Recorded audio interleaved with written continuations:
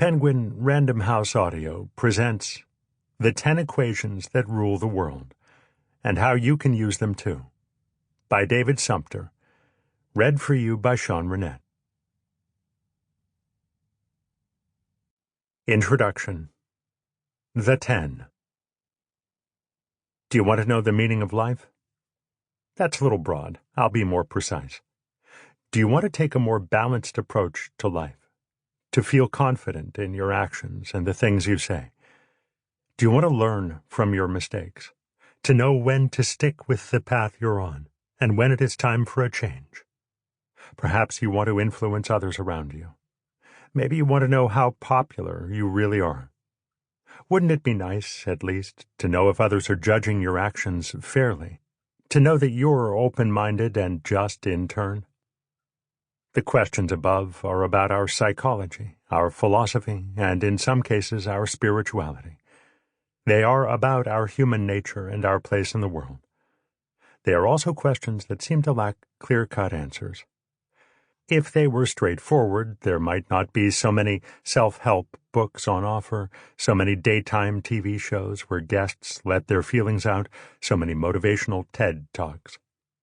It feels natural in seeking answers to these questions to reflect on our own memories and instincts. Our search for better judgment, greater self-confidence, and emotional balance becomes a journey into our own human psyche, a journey of self-development. I want you to think about another possibility, one that this book explores. I am going to tell you a story about an exclusive society of individuals who have cracked the code. They have discovered a small number of equations, 10 of them, in fact, that when used correctly, offer the seeds of success, popularity, wealth, self-confidence, and sound judgment. This secret society has been with us for centuries. Its members have passed their knowledge down through the generations. They have taken positions of power in public service, in finance, in academia, and most recently inside tech companies. They live among us, studying us, advising us, and sometimes controlling us. They are self-assured, often rich, sometimes even happy. They have discovered secrets the rest of us desire. In Dan Brown's book, The Da Vinci Code, cryptographer Sophie Neveu discovers a mathematical code while investigating the murder of her grandfather. She is led to Professor Robert Langdon, who reveals her grandfather was the head of a secret society, the Priory of Sion, which understands the world through a single number, the golden ratio. Phi is approximately equal to 1.618. The Da Vinci Code is fiction, but the secret society I have investigated for this book has similarities to the one Brown describes. Its secrets are written in a code that few fully comprehend. Its members communicate in arcane scripts. The society has its roots in Christianity, and it has been rent by internal moral conflicts. It differs from the Priory of Sion, however, in that it has no rituals whatsoever, no initiation rites, no talismans of membership. This makes it far more difficult to detect, even as it is much more pervasive in its activities. It is invisible to those on the outside. It has no name, so I have to give it one. I will call it 10.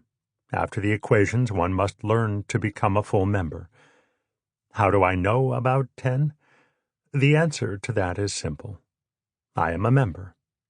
I have been involved in its workings for 20 years and have gravitated closer and closer to its inner circle.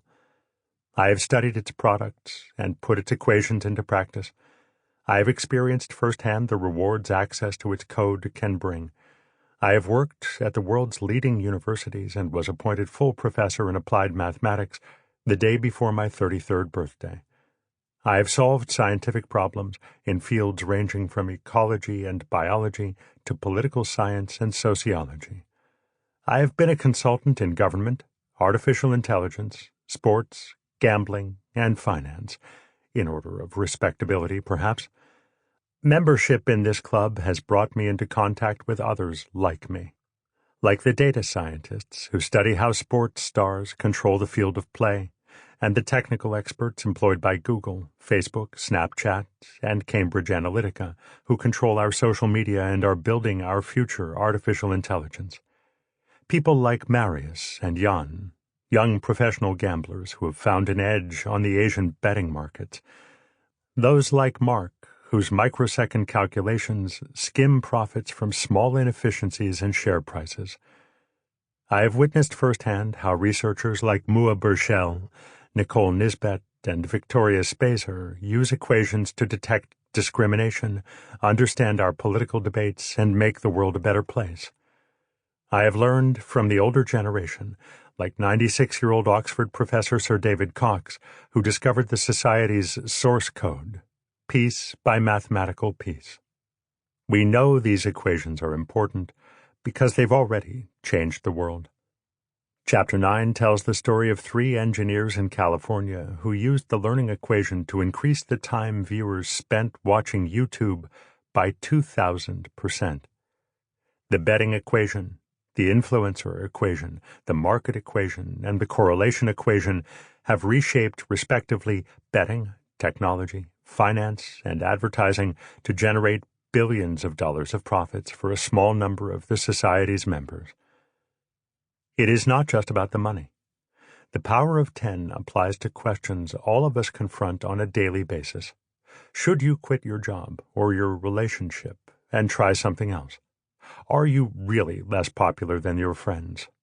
How much effort should you put into climbing the social ladder? Is it possible to cope with the vast flood of information from social media? Should you let your kids spend 6 hours a day staring at their phones? How many episodes of a Netflix series should you watch before trying something else? These might not be problems you expect a secret mathematical code to resolve. But here's the thing. The same small set of formulas can provide the answers to questions ranging from the trivial to the profound, and about you as an individual and society as a whole. The confidence equation, introduced in Chapter 3, which helps you decide whether you should quit your job, also reveals subtle racial and gender biases at work. The reward equation, discussed in Chapter 8, shows how social media has driven society to the tipping point, and why this isn't necessarily a bad thing. I believe in 10 because it has worked for me. These equations have shaped my thinking in ways that have helped me find happiness and fulfillment. They've also made me a better person, more balanced in my outlook and better able to understand the actions of others.